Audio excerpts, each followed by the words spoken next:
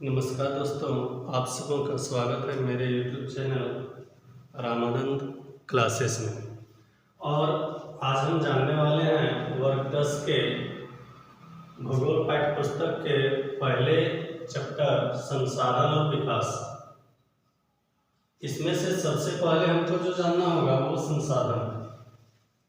संसाधन जिसको रिसोर्स भी कहा जाता है। संसाधन किसे कहते हैं? वे सारी जो परिभाषाएं वर्ग 10वें के अगर छात्र हैं तो कितने हमें कॉपी में लिखनी पड़ेगी एनुअल एग्जाम में, ताकि सही तरीके से हमको नंबर मिल जाए और हमारे समझ में भी आ जाए कि संसाधन कहते किसको हैं। ये सारी जानकारी हम लेंगे और फिर संसाधन जो कि इम्पोर्टेंट चैप्टर है समझने का पूरा प्रयास भी करेंगे। तो सबसे पहले हम इसकी परिभाषा पर आते हैं। क्लास 8 में जो भी छात्र संसाधन को पढ़ चुके होंगे उनको शायद पता होगा, क्लास 8 में परिभाषा दिया गया है हमारे पर्यावरण में उपलब्ध वे सारी वस्तुएं जो हमारे लिए उपयोगी हो और मूल्यवान हो। लेकिन यहाँ पर परिभाषा बदल दी गई है। यहाँ पर परिभाषा में कुछ और जोड़ा गया है, कुछ हटाए गए हैं। तो इन सारी चीज़ों को हम ध्यान में रखते हुए, अपने स्टैंडर्ड को भी ध्यान में रखते हुए हम इस परिभाषा को लिखेंगे और जानेंगे। तो हमारे पर्यावरण में उपलब्ध वे सारी वस्तुएं जिससे हम अपनी आवश्यकताओं को पूर्ति करते हैं। सबको जानना है बिना संसाधन हम अपनी आवश्यकता को पूरा नहीं कर सकते हैं। तथा अब यहाँ पर ये जरूरी हो जाता है जिनके लिए प्रौद्योगिकी उपलब्ध हो। प्रौद्योगिकी का मतलब तकनीक। जैसे कोई भी संसाधन है तो उसको चलाने के लिए, संसाधन को बनाने के लिए, उपयोग में लाने के लिए तकनीक होनी चाहिए। तकनीक उपलब्ध हो। दूसरा चीज हमारे सांस्कृतिक रूप से मायने हो। सांस्कृतिक रूप से मायने का मतलब है हमारे संस्कृति में उसको मानते हों। जैसे कोई शाकाहारी परिवार से हैं और उसको कहीं मांसाहारी भोजन मिल जाए तो सोच सकते हैं क्या वो संसाधन उनके लिए होगा? नहीं होगा, क्योंकि उनके संस्कृति में वो मायने नहीं है। तीसरी, जो हमारे आर्थिक पहुंच में हो। सोच के देखो, मिडिल क्लास परिवार के लिए अगर हेलीकॉप्टर सस्ते हो जाए 10% या 20%, क्या उनके पहुंच में होगा? नहीं होगा। तो फिर वो उसके लिए संसाधन नहीं है। अगर हम बोले मिडिल वर्ग वालों के लिए चांद पर जमीनें बिक रही है बहुत ही सस्ते, तो क्या वो उनके पहुंच में है? नहीं है।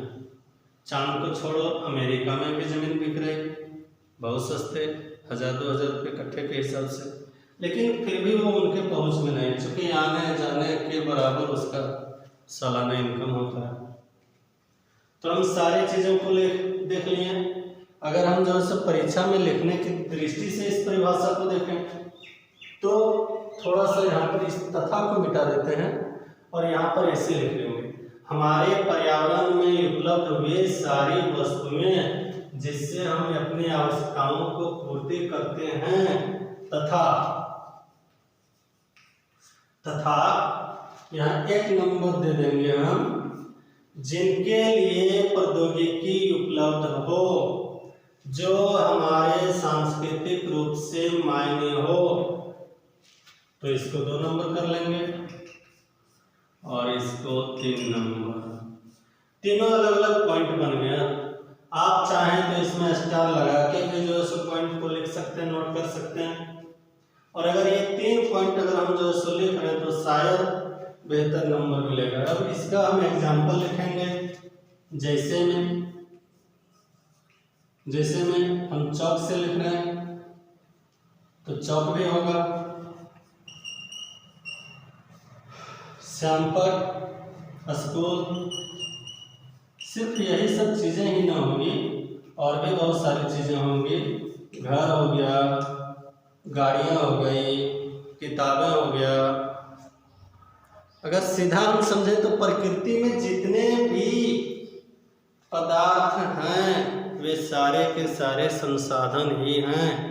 हाँ, तरीका कुछ बदल जाता है, कुछ हमारे लिए संसाधन है, कुछ दूसरे के लिए संसाधन है। यहाँ तक कि हम जब पूरी परिभाषा जानते हैं तो पता चलता है कि शेर भी हमारे लिए संसाधन है, जबकि सबको समझ रहे हैं शेर एक मांसाहारी जानवर है, और वो जब मनुष्यों पर अटैक करते हैं, हमला करते हैं, तो उससे लोग बचना चाहते हैं, लेकिन फिर भी हमारे लिए संसाधन है, क्योंकि ये छोटे छोटे जीव जंतुओं को मारते हैं, जिससे हमारे पर्यावरण में संतुलन बना रहता है। इसी प्रकार बहुत सारे सूक्ष्म जीव भी हैं जो हमारे लिए संसाधन हैं।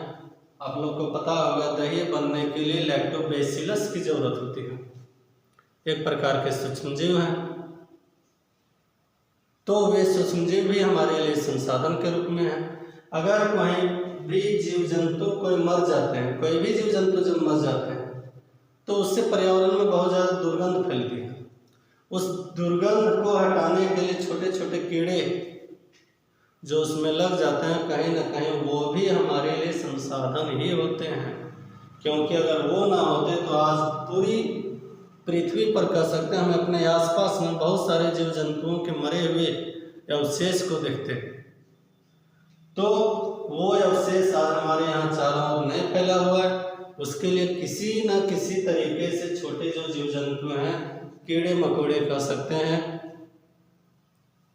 हमारे लिए लाभदायक है। तो इस तरह से वो भी हमारे लिए संसाधन है। शेर की अगर हम बात करें तो इनके खाल का प्रयोग किया जाता है, हड्डी का प्रयोग किया जाता है, दांत का प्रयोग किया जाता है, और यह कुछ वैसे जीव जंतुओं को भी मारते हैं जिससे कि हमारे पर्यावरण में संतुलन बनी रहती है। जब हम लोग आगे जानेंगे संसाधन कितने प्रकार के होते हैं,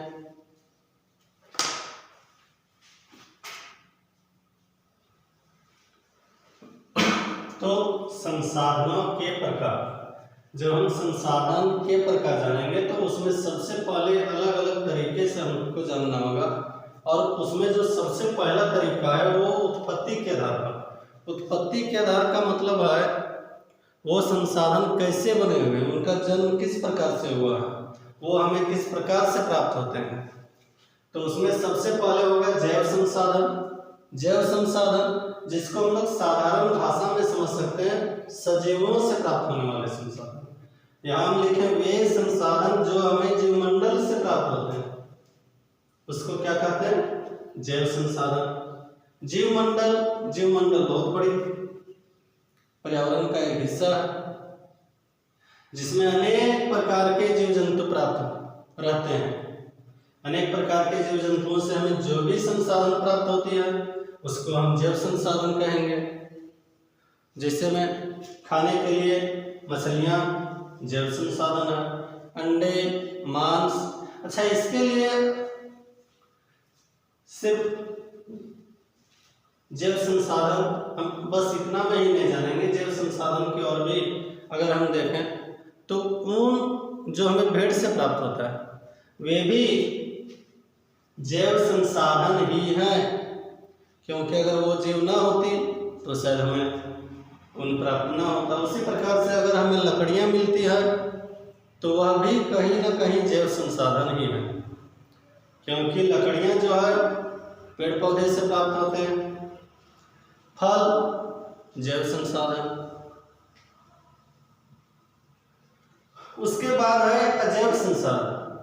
निर्जीव वस्तुओं से बने संसाधन को अजैव संसाधन कहेंगे। सीधा हम इसको देख सकते हैं सजीव और इसको देख सकते हैं निर्जीव। ये सजीव संसाधन, निर्जीव संसाधन। सजीव जिनमें गति होती है, जिनमें वंश वृद्धि होती है और जिनमें ये सारी चीजें नहीं होती है वो अजैव। तो अजैव संसाधन निजी वस्तुओं से बने हुए संसाधन को अजैव संसाधन कहेंगे। जैसे चट्टान, अब चट्टानों से हमें जो भी चीजें मिलेगी, चाहे सीमेंट मिले, संगमरमर मिले, पत्थर मिले, बोल्डर मिले, अजैव संसाधन है। धातु हो सकता है, धातु से अलग अलग चीजें हमें लोहा, सोना, चांदी, तांबा, पीतल, पेट्रोलियम, कोयला और भी बहुत सारी चीजें। कहीं ना कहीं वो निजी वस्तु है और निजी वस्तु है तो वो अजैव संसाधन हुए। अब उसके बाद हम लोग जानेंगे समापत्तिया के आधार पर, जो कि बहुत ही इंपॉर्टेंट क्वेश्चन होता है वर्ग 10 के लिए। तो समापत्तिया के आधार पर कितने संसाधन होते हैं?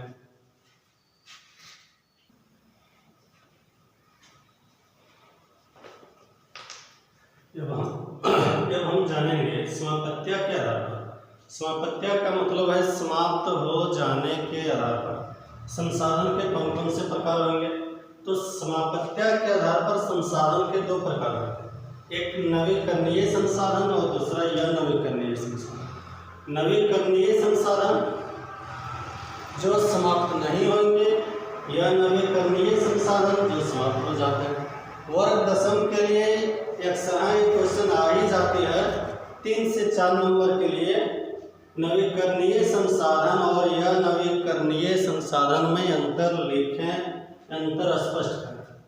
तो हम उसी तरीके से लिख लिए ताकि हमको अंतर स्पष्ट करने में कहीं भी परेशानी न हो। सबसे पहले हम जानेंगे नवीकरणीय संसाधन और फिर उसी से मिलता जुलता गुण जानेंगे या नवीकरणीय संसाधन का। तो नवीकरणीय संसाधन, इनकी परिभाषा होती है जिन्हें हम भौतिक, यांत्रिक या रासायनिक प्रक्रियाओं के द्वारा नवीकृत नहीं कर सकते। नवीकृत कर सकते नहीं। वे संसाधन जिन्हें भौतिक, यांत्रिक या रासायनिक प्रक्रियाओं के द्वारा नवीकृत या पुनः उत्पन्न किया जा सकता है, कर सकते हैं फिर से उत्पन्न। कैसे? भौतिक क्रियाओं के द्वारा। भौतिक क्रिया तुम लोग जानता होगा, किसी के आकार, रंग, ये सब के आधार पर। दूसरा यांत्रिक क्रियाएं, जैसे मशीनें जो चलती है उसके आधार पर अगर हम किसी भी चीजों को उत्पन्न करते हैं, जिसमें हो गया जल विद्युत। रासायनिक प्रक्रियाओं के द्वारा तो धातुओं का जो शोधन होता है वो एक रासायनिक प्रक्रिया है। अगर हम उसके तहत किसी भी धातु का सिर्फ उसमें परिवर्तन कर रहे हैं तो नवीकृत होगा, नवीकरणीय संसाधन होगा। नवीकरणीय संसाधन जिसको हम पुनः उत्पन्न नहीं कर सकते हैं। और यह नवीकरणीय संसाधन वे संसाधन जिन्हें भौतिक, यांत्रिक या रासायनिक प्रक्रियाओं के द्वारा नवीकृत या पुनः उत्पन्न नहीं किया जा सकता। हम कितनों भी बल लगा लें, कुछ भी कर लें, अगर एक बार खत्म हो गया तो हो गया, हम फिर से उसको उत्पन्न नहीं कर सकते हैं, तो वह हो गया यह नवीकरणीय संसाधन। इसमें कम से कम 3 से 4 पॉइंट लिखने होते हैं। हमने यहाँ 2 पॉइंट लिखे हैं। इनका निर्माण प्रक्रिया जो होती है सरल और कम अवधि की होती है।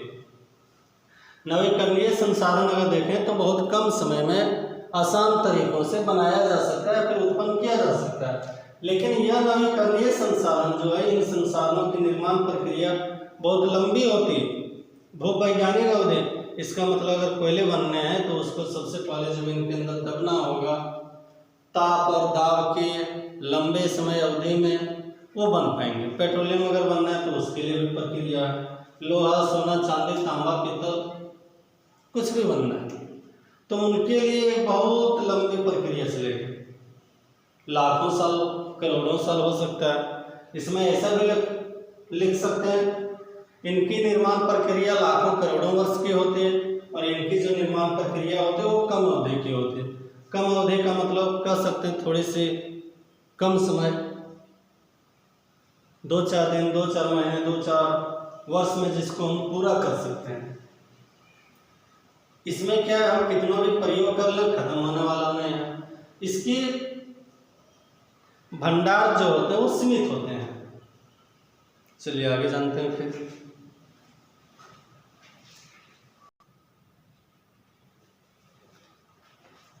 आगे इसके तीसरे पॉइंट में इनके भंडार असीमित है। इसका मतलब हो गया हम नवीकरणीय संसाधन का कितना भी प्रयोग कर लें वो खत्म होने वाले नहीं, लेकिन यह नवीकरणीय संसाधन क्या है, इनके भंडार सीमित है। जहाँ पर भी हैं इनके भंडार सीमित है, इसको हम बढ़ा नहीं सकते हैं।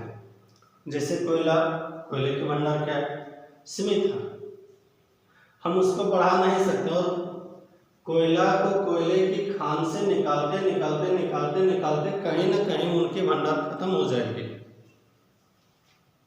ये चक्रीय संसाधन है। चक्रीय का मतलब चक्र होने वाला, चक्र होने का मतलब हो गया एक रूप से दूसरे रूप में परिवर्तन कर सकते हैं। जैसे सौर ऊर्जा है तो उसको हम लोग विद्युतीय ऊर्जा में भी परिवर्तन कर सकते हैं आंतरिक क्रियाओं के द्वारा। और ये चक्रीय है, इसको हम बदल नहीं सकते। इन्हें सतत संसाधनों में विभाजित किया जा सकता है और इनके एक बार प्रयोग के साथ ही समाप्त हो जाता है। अगर हम कोयला चाहे एक बार जैसे भी प्रयोग कर लें वो खत्म हो गया, फिर उसको हम ना तो बना सकते हैं ना ही उससे कुछ कर सकते हैं। इसके एग्जाम्पल में हो जाएंगे सौर ऊर्जा, पवन ऊर्जा, और इसके एग्जाम्पल में हो जाएंगे कोयला, पेट्रोलियम, लोहा। लोहा अगर ना हो तो लोहे अयस्क लिख लें, ज़्यादा अच्छा होगा। लोहे अयस्क हो गया, और भी दूसरे जितने भी प्रकार के अयस्क हैं वो ये नवीकरणीय संसाधन है। नवीकरणीय संसाधन जो पुनः पूर्ति हो सकते हैं। तो टोटल हमने 5 से 6 पॉइंट लिख लिया। अगर इनमें से हम 4 से 5 पॉइंट भी परीक्षा में लिख पाए तो शायद 3-4 नंबर, जितने नंबर के लिए भी ये अंतर है, पूरे के पूरे नंबर हमारे आ सकते हैं। तो इसके बाद और हम लोग जानेंगे स्वामित्व के आधार पर